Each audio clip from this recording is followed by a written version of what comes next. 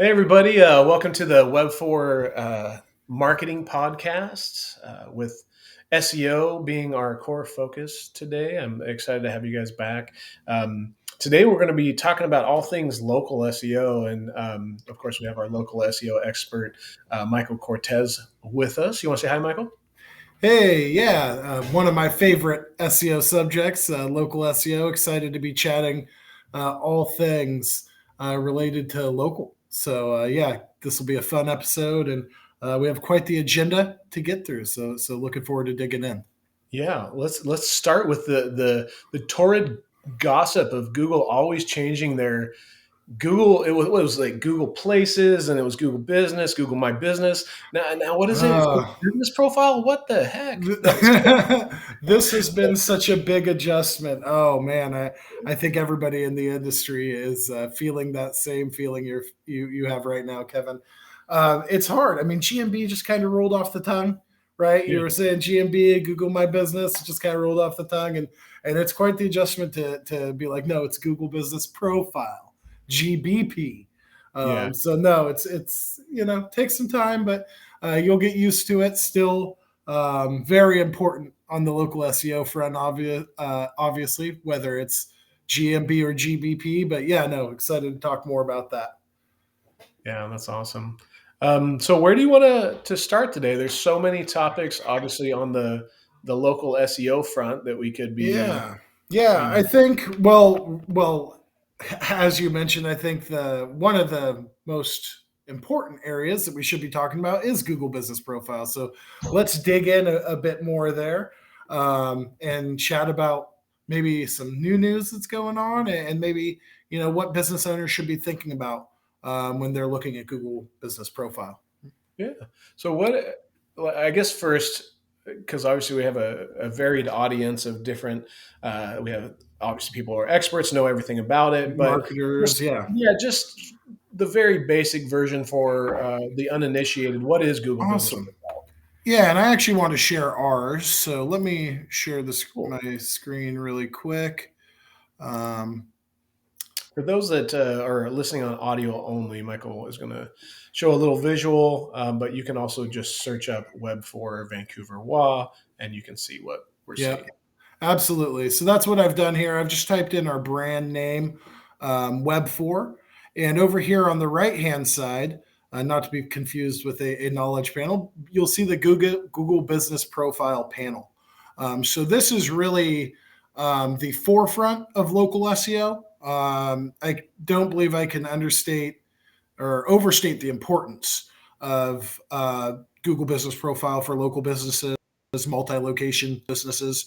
Um, this is truly if you don't have yours claimed and you're not regularly optimizing it and have the baseline optimization in, you're definitely missing a big chunk of the local SEO strategy and really where you should be investing a lot of your efforts. But you can see this nice Google Business Profile right here on the right hand side has a lot of business information about you, about a business, right? NAP, name, address, phone number, hours of operation, reviews, 4.9 stars, which is amazing, and much more information that gets called out in the Google Business Profile, including posts and social profiles and more.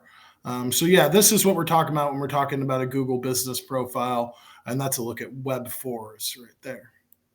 And so, one of the things that a lot of people don't know if they're just looking on the desktop version is that certain things only show on the mobile version. So, a lot of times, Mm-hmm. clients will be confused because they're like, "Well, what do you mean this like services or different areas?" And so, Products, right? Yeah. yeah, some of those Mm-hmm. things are only showing up on mobile. So, what are some of the things that only show up on mobile?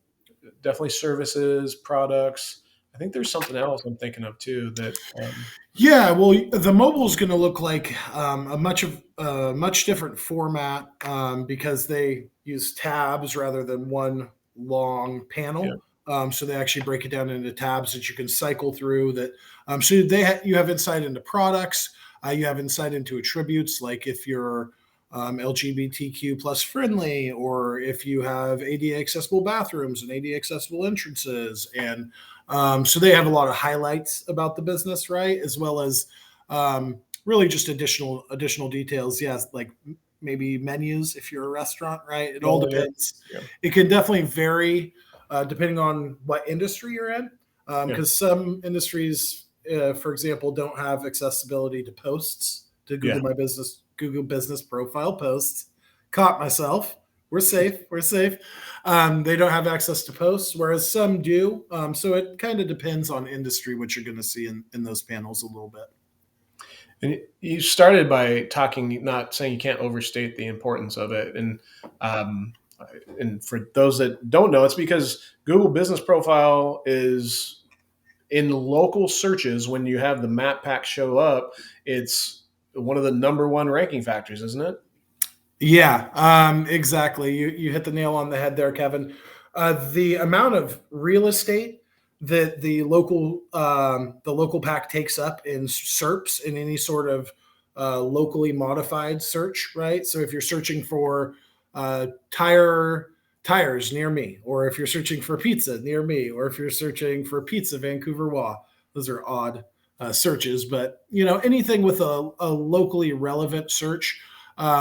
The local pack is going to take up a major chunk of the real estate and ultimately takes up a huge portion of the clicks, the calls, and the conversions on the local front. So the amount of revenue generated or sales generated through the local pack is obviously not available, but it's in the billions and billions and billions of dollars annually.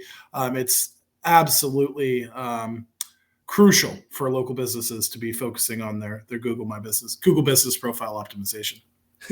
So, and we could do an entire episode just about this, but what are some kind of top tips, like maybe your top Yeah, 5 tips or something for absolutely. a business owner and like setting up or optimizing their Google Business Profile? Yeah, so nap consistency, I think that'll kind of ring true throughout some of the rest of this episode. We'll talk a little bit more about nap consistency, right, and how important that is on the local front. So making sure your nap, your name, your address, your phone number, and your website, all that information is accurate, right? That's crucial. That's the foundation of local SEO, right? That accuracy and not confusing Google on that front. But your primary category is a major influencer to your overall rankings and what keywords and what queries you're showing up for when users search. So having that primary category accurately reflect what you do and what your business does and what industry you're in is very, very, very important. So I'd definitely say that's number one, right? The rest of the baseline optimization is important too. So setting up, getting your services and your products inputted and optimized, getting your images all up there, getting your Q&A set up, right? So your question and answers, getting your founded date in there. So what date your business was started, your business description, really filling out your whole business profile as completely as possible, because you want to provide Google as much information about your business as possible. You want to let them know when you were founded, what services you provide, because the more information you're able to provide them, the better they're going to understand your business and ultimately show you for those results that you want to show up for when your potential users are searching. So baseline optimization after the primary category. Ongoing optimization is crucial too. So it's definitely best practice to regularly upload at least 5 images monthly to the Google Business Profile. Really, the only optimization you can do there is the file name. Do at least 1 GMB post monthly. So that's pretty important there. Also, regularly monitoring reviews and responding to reviews, monthly at least, or even more frequently, right? Weekly, daily. It all depends how much you want to monitor that. But that's crucial, right? Especially when users are going in to look at reviews for your business, they want to see that first how you respond to make sure that you're responding professionally, and that even if it's a negative review, that you're trying to remedy the situation and address whatever concerns that that negative reviewer brought up, right? So that's important, is ongoing GMB optimization. and really staying up to date on all things new for GMB, because they're constantly bringing out like call tracking Yeah. or newer features. So that's very important to stay up to date as much as you can there. And yeah, there. I had a fifth one, but I think that should give a good set of things to really be focusing on the GBP front. Yeah, and I think so. One of the things I want to provide more clarity, or I'd like you to maybe delve into a little bit more, because you talked about NAP consistency, and I'm Mhm. not sure if some people will fully understand that element as far as when you say the business name, address, phone number, that's just in the Google business profile, or is that also across other sites? And Mhm. like, I guess Yeah, that great, a great little bit more. question. Why is that important? Yeah, so this is since the beginning of local SEO, name, address, phone number has really been at the one of the most important things to get right. There's a lot of reason for that, because Google, how they're looking at citations and co-citations of your business, and then ultimately creating quality scores and ranking your business and assigning EAT scores, right? Expertise, authoritativeness, and trust, and assigning EAT scores is based on, the frequency of mentions of your business, but then the accuracy of mentions of your business, and a lot more here. But that's kind of where citations or Google Business Profile or your website or other local links and other types of links come into play. Is mentions throughout the web of your business are extremely important for Google to establish trust in your business and establish you as an expert and an authority for what you do. So, yes, NAP consistency or NAP accuracy is absolutely crucial throughout the web. And the more mentions of your business throughout the web, typically the better, right? But 100%, you want to make sure that your Yelp listing has the same NAP information that your Google Business Profile does, and that your website has that same information that your Google Business Profile does, and that all of your listings and backlinks and all anything that mentions your brand a brand is accurate, has accurate information that represents where you are and what you do, and all that good stuff. So yeah, no, great call out there, Kevin. Um, Love to hear what you have to add on to the NAP conversation, because that's really the one of the big differentiators of local SEO is the importance of NAP and just that geo modifier or the local relevance, right? Yeah, I mean, all this talk of naps has me. No, I'm just joking. I was gonna. Oh gosh, hopefully not It's that. like I just had lunch. I'm about to take a nap. Is that what you Oh know? no. Yeah. Well, let's turn up the energy then. Yeah. No. So there's a couple things, and I like to try to to visualize the different people and the levels of understanding that I'm talking to, because I know some people 100% like understood everything you said, and then some people are like lost a little bit, because it's when we're talking about these citation sites and where they're listed. So Michael mentioned Yelp as being one of those sites, right? There's literally hundreds of different websites out there, everything from Better Business Bureau to Angie's List. So there's industry specific Great sites. call out. Yeah. Yeah, like so, like an Angie's List might be an industry specific site. So if you're a plumber, there might be home improvement type listing sites that you would focus on. There also might be, if you're a florist, there might be industry specific sites that you would want to be listed on. But then there's all your general, yellowpages.com and super pages and Dex and Yelp and all the different kind of main citation sites. And so one of the things, those are called structured citations when you're putting them in there, where your name, address, and phone number and website and potentially a description of your business and maybe sometimes an image shows up on these sites. And the reason I explain this, so I think people understand it, is Google basically has to use math, has to use data to basically create a trust factor. Because if I'm going to drive, from Vancouver, Washington, and take my wife out to Tigard, Oregon, to go on a date night at we'll call it Nono's Italian restaurant, and Yep. I go all the way out there, and Nono's Italian restaurant isn't there. Or uh, closed. yeah, Yeah. it's gonna be a horrible experience for me. And Google is the purveyor. Google is the one sending their customers over there, so they have to have.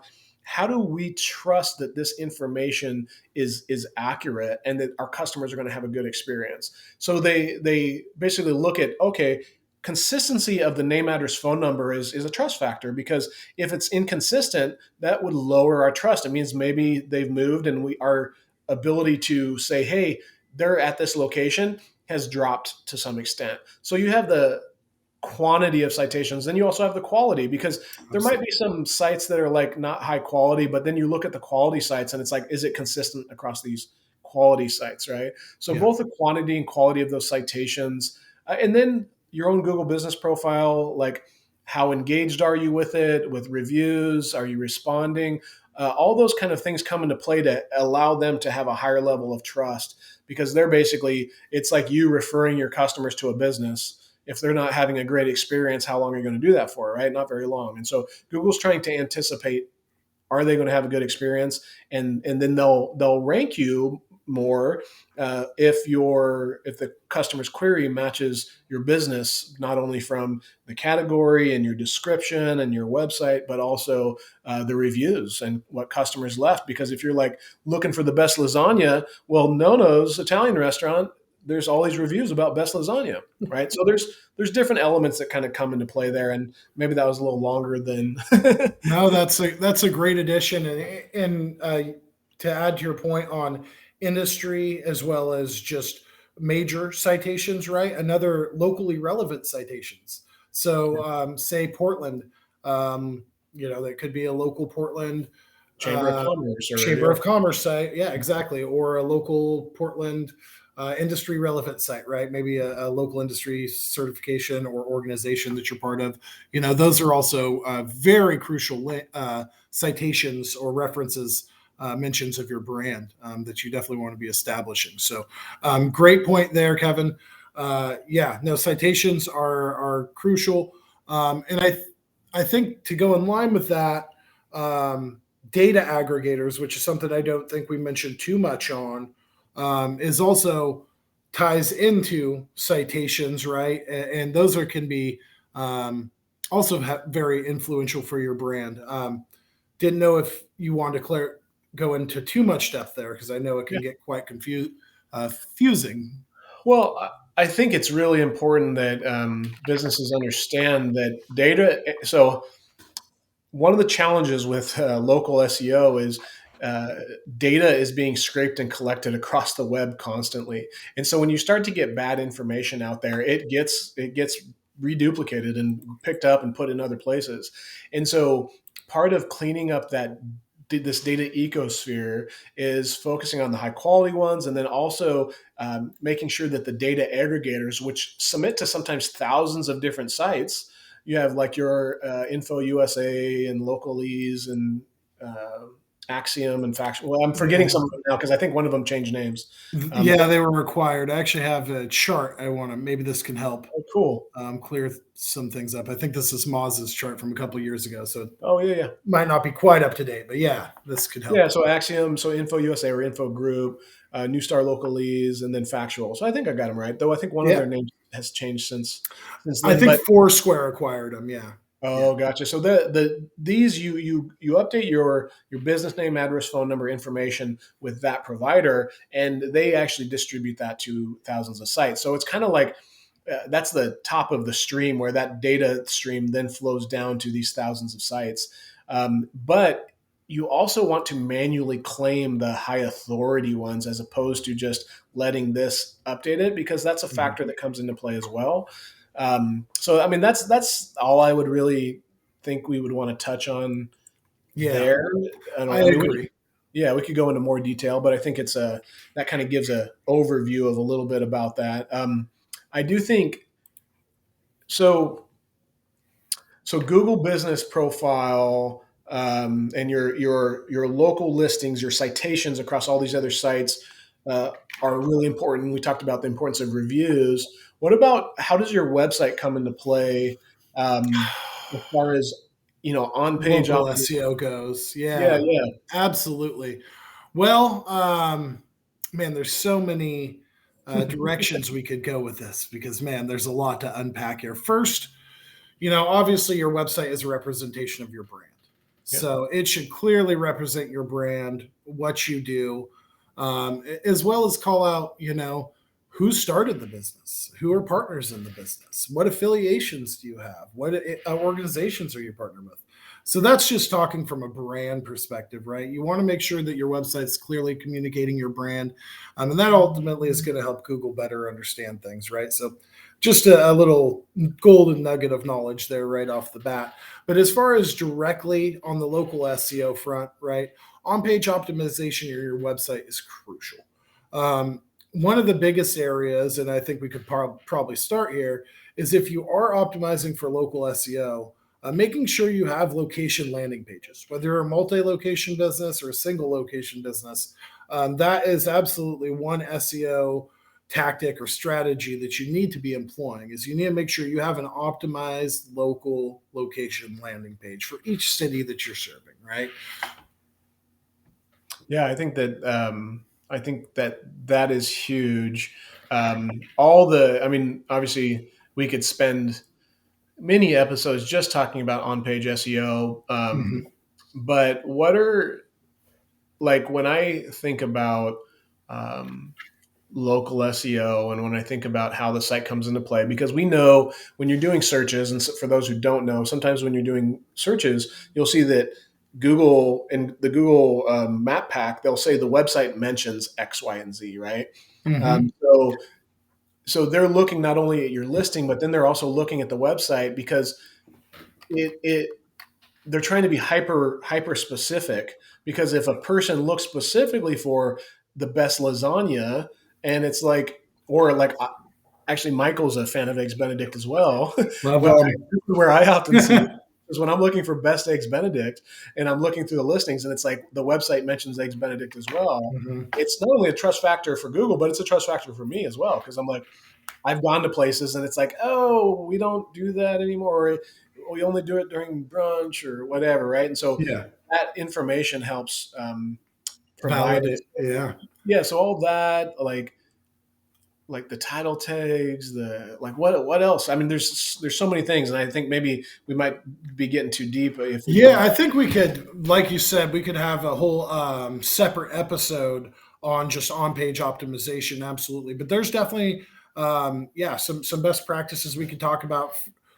What you were talking about, those mentions, right? That Yeah, Google is bringing up in the local pack is or justifications yeah, is what they call them, search justifications. So they're justifying or why they're showing you this result because your website mentions eggs benedicts or your website mentions home building, right? So that's why they showed that. Yeah, so that's what their Google, at least, or the SEO industry is referencing them as search justifications, which are well, interesting. And yes, it 100% brings trust, automatically builds trust with that's a good result, right? With the searcher. yeah. And so it's funny because I do this all the time because I eat out a fair amount and I hate it because I see this restaurant and they're like they have this image of their menu or sometimes it's a PDF that's just not Gosh. like Google can't see that. And so, Yeah. or a lot of times they have all these things like sometimes because I search a lot for gluten-free stuff for my wife and I've learned tricks to find gluten-free stuff, but it's like if you have it, like make sure you mention it because there's people out there searching Mhm. for, places that have gluten-free pizza or gluten-free bread or whatever it may be. Yeah. Even though I'm not necessarily looking for that. I'm looking for it because I'm looking for a restaurant. I want to make sure my wife can eat something there too. Yeah, no, the Google and the algorithms are very advanced, especially on the organic front. But still, the core of Google is understands by really connecting, entities. We've talked about this some in the past, right? And how you do that is explicitly calling it out in your content, right? We provide, our business provides search engine optimization services, right? You can't leave that up to Google to decide. So it's very important. They call it semantic triples or how they connect those dots between your business and what it does. But calling that out in your content, yes, absolutely. For a business owner, whether it's a restaurant, We have, say it's a Mexican restaurant, we have burritos, and we have quesadillas, and we have chile rellenos, and we have Chimichanga. chimichangas. Oh yeah, oh yeah. So yes, absolutely calling that out. What products you all have, what services you offer, what food you offer, is crucial. There's definitely a whole list of important things people should be thinking about when we're talking on-page optimization, right? We'll definitely have a breakout episode, but like you were mentioned, title tags, crucial, one of the biggest ranking factors. Meta descriptions, very important for influencing if somebody clicks on your result or not, right? So having that in place is really, really crucial. H1 is also right up there with title tag as a very important ranking factor. Your page architecture, so having the proper heading structure in place, H2s, H3s, H4s. Also, depending on what the intent of the search result is, multimedia could be a big factor. Yeah. Images could be a big factor, like we've seen recently with images becoming more and more important in mobile results. So there's more things, local business schema or any relevant schema for that page, but local business, especially on the local SEO front. Internal linking is another area that is we could have a whole episode on the power of internal linking and really different internal linking strategies and really why it's so important for SEO. It's one of the most important triggers we can pull as far as telling Google what's important and helping improve rankings. So internal linkings definitely can be a forgot about SEO tactic that you definitely need to make sure you're optimizing around. Even external links to relevant like wiki articles or other relevant industry articles that help reinforce the entity that you're talking about, right? Especially if it's like informational content and you're talking about recent news events, So it all depends on what type of content you're creating. But yeah, there's definitely a whole list of things we could go through. And sorry if you're hearing it buzzing, my phone's buzzing in the background a bit, but there's a whole list of things we could go through on the on-page front that is absolutely crucial to be looking at. First, just making sure your page is indexable, right? Making sure you don't have a no index on the page. So definitely a crucial checklist. And I think a future episode for on-page SEO best practices, maybe. Yeah, no, it's I still think of this one this way back when Webfor first got started. I want to say it was maybe in our second year, and I'm meeting with this business, and they were a countertop. They did countertops, so granite, all that kind of stuff. And they had a website built for them 10 years prior. And he was just like he goes, literally, like I can type in our business name, it doesn't come up. Like I can't find it in search engines. I want to appear in search engines. And first thing I did was I looked at the source of the source content. Code, yeah. It was no indexed. This website he'd had for 10 years. 10 years. Oh, gosh. I did a quick calculation of lost revenue, and it was conservatively at $300,000 to $500,000 in revenue that he lost over that 10 years, and that was a real conservative estimate, just because his website wasn't able to be found in search engines. Yeah, that was without even doing optimization. So, anyways, yes, having indexed is really important. Those checks are crucial. Those checks can be crucial. Absolutely. Yeah, it's one of those things where it's like there's SEO. I sometimes say it's like you have like all the sand, and you have all these little pebbles of sand, but then you have one. It's like a small little thing, but if you don't do it, it turns into this giant boulder and throws your scale off. That's one of those little things that changes the boulder. But we talk about internally at Webfor, there are no SEO emergencies, but if you crash a site or index a site, those are almost SEO emergencies, right? Close. Yeah. So I'm curious because for those, like obviously one of the on-site elements you mentioned briefly was local business schema. Yeah. I'm curious if for the uninitiated, can you kind of explain what local business schema is and why that's an important part of local SEO? Yeah, we were touching on all sorts of great subjects, right? So schema.org was founded by search engines back in 2014. Yahoo, Bing, Google, Yandex came together and were like, let's create a language that we can all understand to better understand what a web page is about, what it represents, what queries are relevant for it, and what, better understand your business, basically. So they created schema.org in 2014, and it's a structured data language. You talked about like structured mentions of a brand before. Similar, it's a structured data language that uses JavaScript or JSON LD specifically is one type, the most relevant type, to mark up information about your business. So you can mark up what the name of your business is, what industry you serve, what services you provide, what your hours of operation are, what your geo radius or your service area is, all sorts of stuff. You can mark up your citations of your brand, so Google knows that those citations are connected to your brand, which is the same as schema, which is very, very important. You can also mark up other related entities like industries you serve by connecting to Wikipedia or connecting to wikidata.org. So you can connect entities through schema, is also a very kind of high level SEO strategy. But basically, you can mark up your brand, including business owners and organizations you affiliate with, what you know about, and so much more to tell Google basically what they want to know, which is more about your business and what you're relevant for. So definitely something we could talk about in the future. I have a great episode or a great blog I shared on what schema is on the Webfor blog. I could probably grab that link and share it in the podcast notes.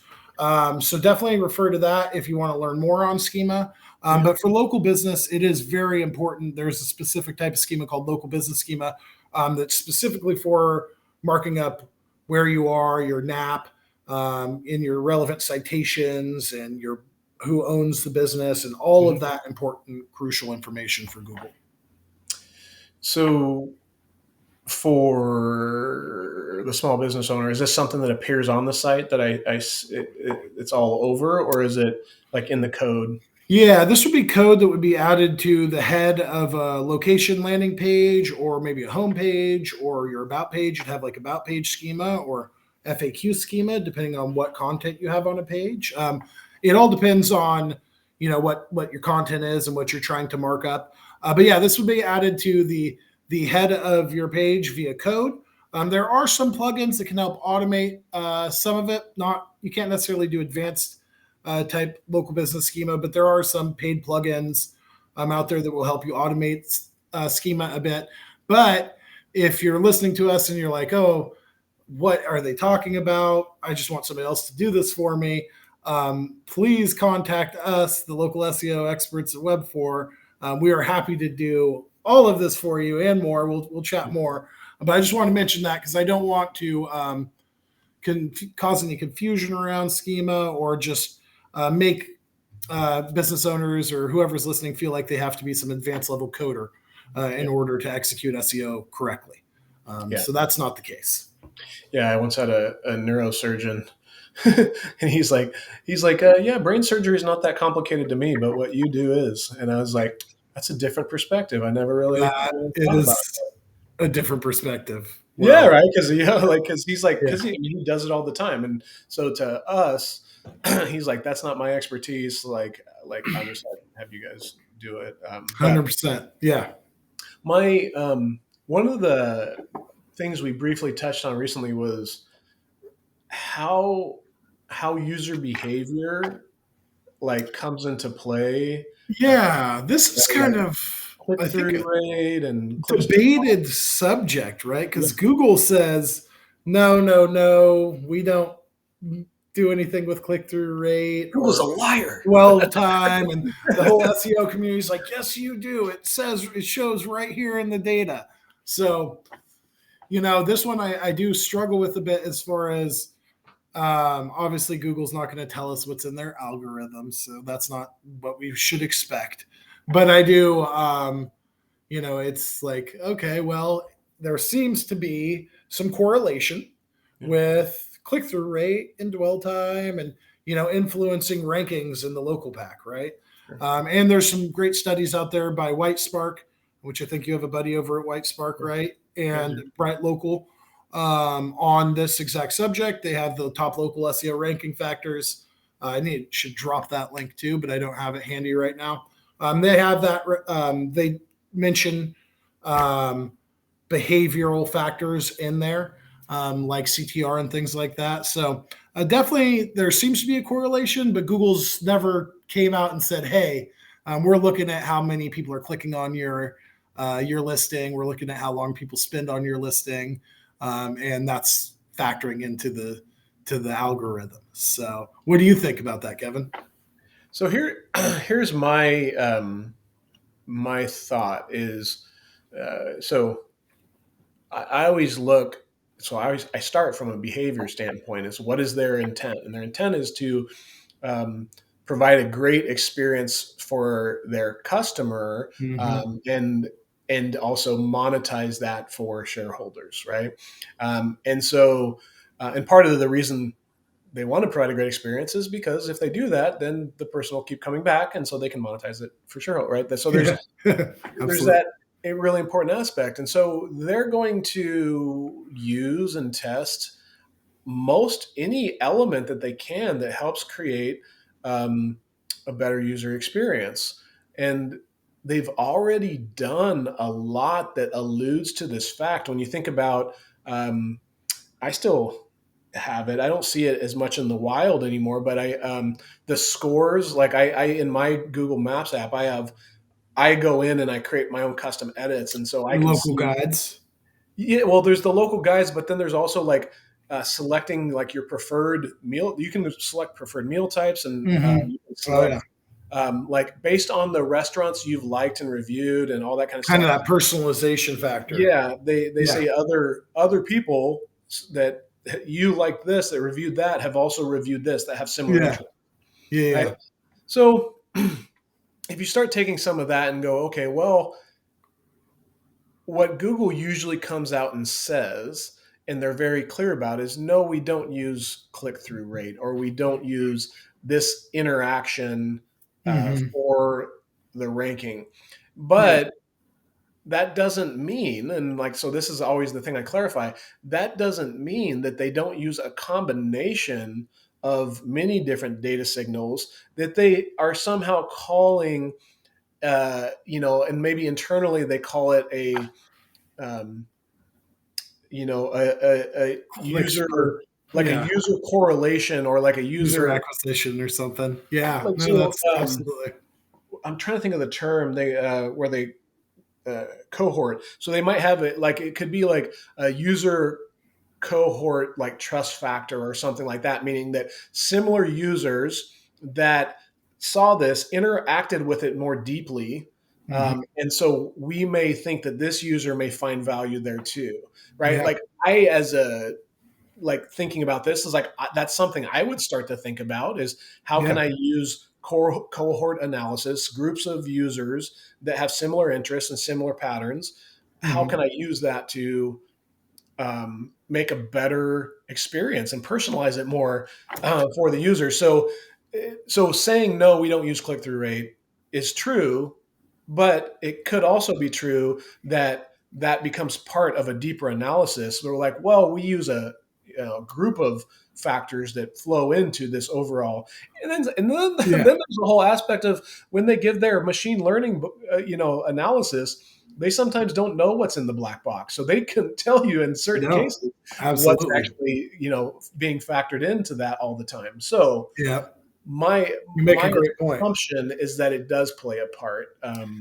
Yeah, Yeah, I agree, and that's interesting because I'm just kind of connecting some dots. But if you look at the core web vitals and page experience, yeah, the how they're collecting that data with Crux data, Chrome user experience data, is very similar to what you're talking about as far as ultimately grouping this Chrome user experience data into some sort of cohort, right? To assess um, the lab results, right, based on the Chrome user experience data in four core web vitals. So, yeah, no, that's interesting. I could definitely I'm sure the algorithms out there, or sorry, the patents out there, explain it very clearly with their algorithms that do that task. Because as you know, those patents are always very clear and very fun to read.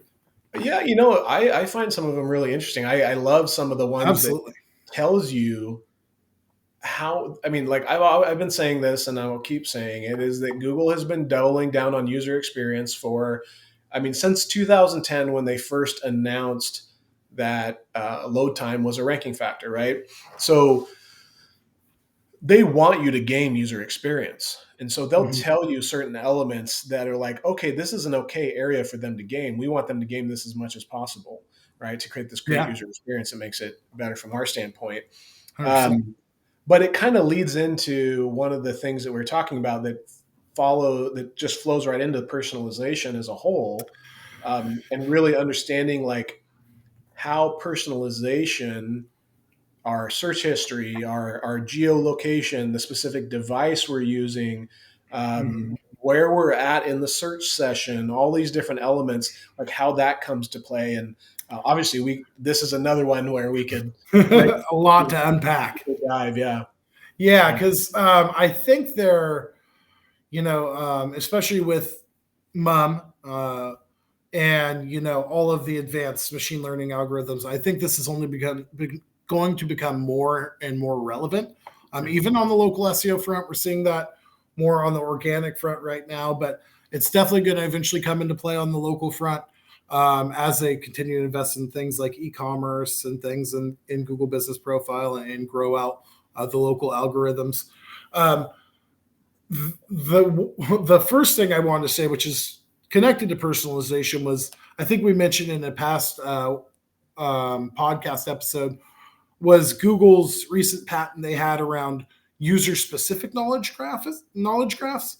So basically, a knowledge graph that is on your device yeah, that is able to basically understand you on a deep level, your personalization, your preferences for food, like you were talking about earlier, your preferences for maybe time you like to go out to dinner, maybe your preferences for shopping behaviors, right?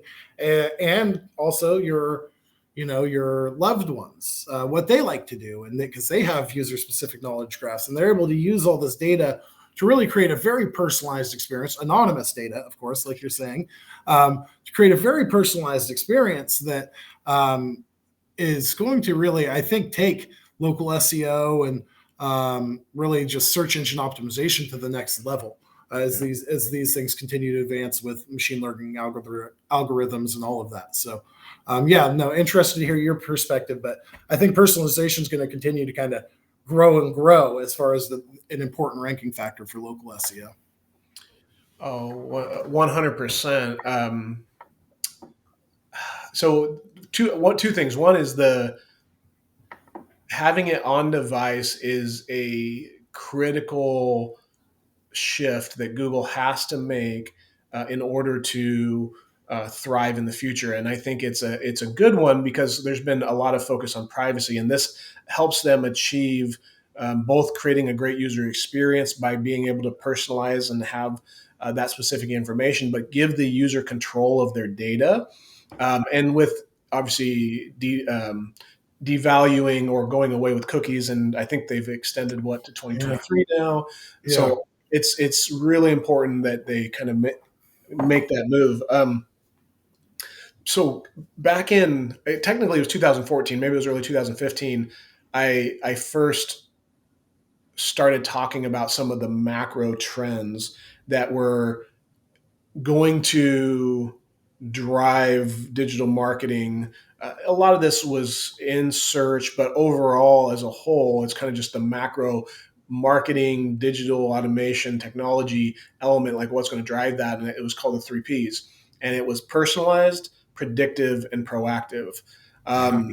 And those macro trends, I believe, will continue being the macro trends and being the core macro trends going forward for some time. Mm-hmm. The personalized part, there's been, because there has been a drive towards it, there's been a push back, and there's that balance being found, which having on device is one of those balances that's an important balance.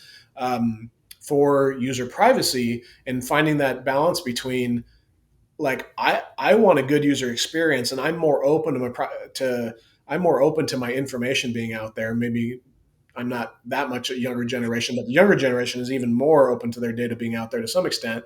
You're used to But it. Yeah, absolutely. yeah, but at the same point, we want and should have control of our data and our information as well. So Hmm. finding that balance is, I It's a good think, call out.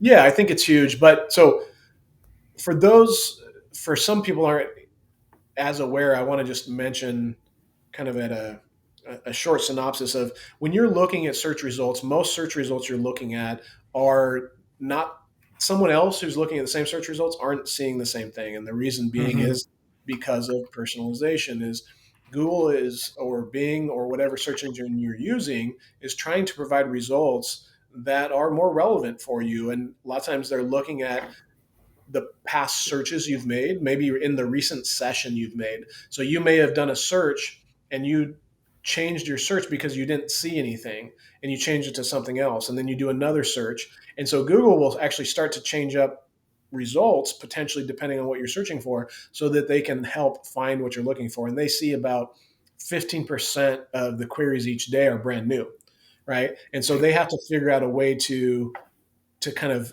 understand this real time at scale, and personalization is part of that. So your location, right? If you're looking for a convenience store and they're like, oh, here's convenience stores in another country, that's not going to be super relevant for you, right? But if you Yeah. have location services turned on, if you're on a mobile phone, they're going to be able to see some of that information along with potentially search history to show you convenience stores that are near you, because that's going to be more helpful for you than convenience stores that are in Canada, for instance, if you're in the US.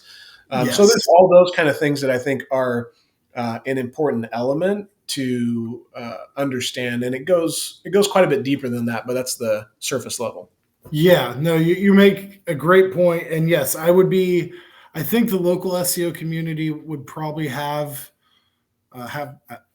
would be upset at me if I didn't mention, what goes into the local algorithm, right? Which is proximity, relevance, and prominence. So for local SEO, those are the three key factors that Google's trying to assess.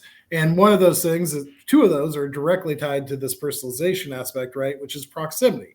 How close is your business to that searcher? So Google wants to see, just like you were saying, Kevin, that that you're the best result. So are you 20 miles away or are you a half a mile away? Well, the better experience is probably serving you a result that is a half a mile from you rather than making you drive across town or across the state to get a burger, right? So, yeah, absolutely. The personalization, including location or proximity, and really just based on, like you're saying, all those other factors is absolutely crucial for local SEO, and definitely something Google is using when they're providing results, right? And surfacing results in the local pack. So, 100%. Yeah, yeah, it's kind of like when they determine, so everything kind of is getting categorized. So it's like there's queries that they have query deserves freshness, which, based on a query that they think meets query deserves freshness requirements,